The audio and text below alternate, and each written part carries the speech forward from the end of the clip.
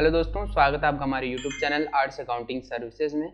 तो आज की वीडियो में हम जीएसटी के सेक्शन 10 कंपोजिशन लीव के बारे में बात करेंगे। तो इसके बारे में पहले हम एक ओवरव्यू ले लेते हैं कि composition scheme is a scheme for payment of GST available for small tax payer. यानी कि ये जो हमारी कंपोजिशन लेवी है, ये स्कीम गवर्नमेंट ने छोटे टैक्स पेयर को ध्यान में रखते हुए बनाई है। तो इसके बेनिफिट्स क्या क्या होते हैं? लो बर्डन ऑफ टैक्सेस, यानी कि आपको टैक्स का कोई बर्डन नहीं होता है। लो बर्डन ऑफ रिटर्न, तो आपको यहाँ पे रिटर्न का भी कोई ज़्यादा बर्डन नहीं होता है। जबकि जो रेगुलर होते हैं रजिस्टर्ड जीएसटी के अंदर, उनको 25 रिटर्न साल की फाइल करनी होती है, लेकिन कंपोजिशन स्कीम के अंदर आपको साल की केवल 5 रिटर्न फाइल करनी होती है। देन थर्ड पॉइंट है हमारा simplified and easy for doing business, यानी कि यह काफ़ी सिंपल होता है हमारे रेगुलर टैक्स पेयर के कंपैरिजन में, और इससे हमारे बिजनेस में काफ़ी ज़्यादा हेल्प मिलती है। देन इसकी एलिजिबिलिटी क्या क्या है, यानी कि इसके काबिल हम कब होते हैं, जो कि सेक्शन 2 सब क्लॉज 26 में बताया गया है। तो इसकी एलिजिबिलिटी यहाँ पे दी गई है एग्रीगेट टर्नओवर, यानी कि इसकी एलिजिबिलिटी आपके टर्नओवर पे भी डिपेंड करती है। जैसे कि यहाँ पे है कि अगर आप अदर स्टेट से बिलोंग करते हो तो आपका सालाना टर्नओवर 1.5 करोड़ से कम होना चाहिए, तभी आप इस स्कीम का फ़ायदा उठा सकते हैं। और कुछ स्टेट को गवर्नमेंट ने अलग से टर्नओवर दिया है, जैसे कि 75 लाख का टर्नओवर गवर्नमेंट ने कुछ स्टेट को दिया हुआ है, जैसे कि आंध्र प्रदेश हो गया, मेघालय, मिजोरम, नागालैंड, सिक्किम, त्रिपुरा एंड उत्तराखंड। तो इन सारे स्टेट में आपका जो सालाना टर्नओवर है वह 75 लाख से कम होना चाहिए, तब आप कंपोजिशन लेवी के लिए एलिजिबल हो जाते हैं। देन थर्ड है इसका टैक्स रेट, यानी कि जो हमारा कंपोजिशन लेवी होता है उसके अंदर टैक्स रेट किस तरीके से एप्लीकेबल होता है। तो देखिए यहाँ पे लिखा गया है only 1% and 5% as tax for government as turnover. तो यहाँ पे जो कंपोजिशन स्कीम है उसके 2 टैक्स टाइप होते हैं, जैसे कि एक होता है 1% एंड दूसरा है हमारा 5%। तो चलिए जानते हैं कौन सा टैक्स कहाँ पे एप्लीकेबल होता है। तो जैसे कि यहाँ पे है 1%, तो 1% हमारा एप्लीकेबल होता है मैन्युफैक्चर के लिए। अगर आप मैन्युफैक्चर करते हैं किसी चीज़ को तो वहाँ पे आपका 1% का टैक्स एप्लीकेबल होता है, या फिर आप सप्लायर हैं या फिर आप ट्रेडर हैं।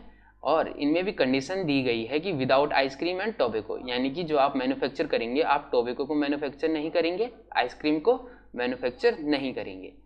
देन 5% वाली कैटेगरी में आते हैं हमारे रेस्टोरेंट्स।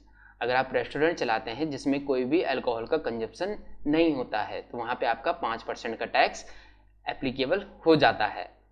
देन है हमारा रिटर्न फाइलिंग, यानी कि आप किस तरीके से अपने डाटा को गवर्नमेंट को सबमिट करेंगे। तो यहाँ पे आपको 1 in a 3 month quarterly return CMP 08, यानी कि आपको 3 महीने में एक बार अपनी रिटर्न को फाइल करना होगा, जिस रिटर्न का नाम गवर्नमेंट ने क्वार्टरली रिटर्न रखा गया है और वह हमारी CMP 08 के अंडर आती है। देन इसमें एक हमारी एनुअल रिटर्न भी जाती है जिसको हम GST R4 के नाम से जानते हैं। तो यहाँ पे इसकी कुछ रिस्ट्रिक्शन भी हैं, यानी कि अगर आप कंपोजिशन लेवी के अंदर आना चाहते हैं तो उसकी कुछ रिस्ट्रिक्शन भी होती हैं। तो उस रिस्ट्रिक्शन को जान लेते हैं हम। ओनली इंट्रा स्टेट सप्लाई, यानी कि अगर आप कंपोजिशन लेवी के अंदर रजिस्टर्ड हो जाते हैं तो वहाँ पे आप पे एक कंडीशन अप्लाई हो जाएगी कि आप केवल जो सप्लाई है वह सप्लाई आप स्टेट बाउंड्री के अंदर ही कर सकते हैं। देन सेकंड रिस्ट्रिक्शन है हमारी not supply bye e commerce, यानी कि आप किसी ई कॉमर्स प्लेटफॉर्म से सप्लाई नहीं कर सकते हैं, जैसे कि हमारा फ्लिपकार्ट, अमेजन वगैरह हो गए, आप इन पे सप्लाई नहीं कर सकते हैं, क्योंकि यह जो सप्लाई होती है ये ऑल ओवर इंडिया की होती है। देन थर्ड रिस्ट्रिक्शन है हमारी कांट क्लेम ITC, यानी कि आप ITC का लाभ नहीं उठा सकते हैं। देन फोर्थ पॉइंट है हमारा नोट चार्ज एनी टैक्सेस, यानी कि आप किसी भी कस्टमर से टैक्स के रूप में एक्स्ट्रा नहीं चार्ज कर सकते हैं। जैसे कि जो हमारा रजिस्टर्ड डीलर होता है वह हमको एक टैक्स इनवाइस देता है कि आप पे इतना टैक्स एप्लीकेबल हुआ है, लेकिन जो हमारा कंपोजिशन डीलर होगा वह हमको ऐसा कोई भी इनवाइस नहीं दे सकता है जिसमें कि टैक्स अलग से मेंशन किया गया हो। देन फिफ्थ रिस्ट्रिक्शन है हमारी बिल ऑफ सप्लाई, यानी कि जब आप किसी को सप्लाई सेल करोगे तो वहाँ पे आपको एक बिल देना पड़ेगा कि आपने जो सप्लाई की है उसका एक बिल देना पड़ेगा, जिसमें कि एक स्टाम्प होगी कंपोजिशन टैक्स पेयर के नाम से। यानी कि जो बिल आप अपने सप्लायर को देंगे उस पर आपको मेंशन करना होगा कि यह कंपोजिशन टैक्स पेयर पर्सन की एक इनवाइस है। देन यहाँ पे थोड़ा इसकी एडिशनल जानकारी ले लेते हैं, जैसे कि यहाँ पे है CMP 01, यानी कि जो हमारी CMP 01 होती है वह क्यों यूज़ की जाती है? तो वह यूज़ की जाती है to opt for the scheme, यानी कि जब आप इस स्कीम के लिए रजिस्टर करना चाहते हैं। देन सेकंड है हमारी विलिंगनेस टू ऑप्ट, यानी कि जब आप इस स्कीम में आना चाहते हैं। तो दोनों में डिफरेंस है। अगर आप पहले से रजिस्टर्ड डीलर हैं और आप कंपोजिशन में आना चाहते हैं तो आपको CMP02 सबमिट करनी होगी। देन हमारी CMP03 detail of stock and RCM inverse supply.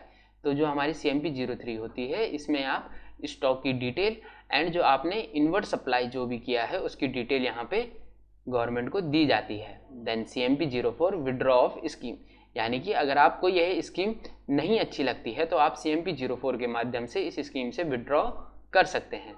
Then है हमारी CMP05 so called notice issue by the officer, यानी कि जब आप कोई गलती करते हैं तो आपको गवर्नमेंट की तरफ से CMP05 के रूप में एक नोटिस जारी कर दिया जाता है।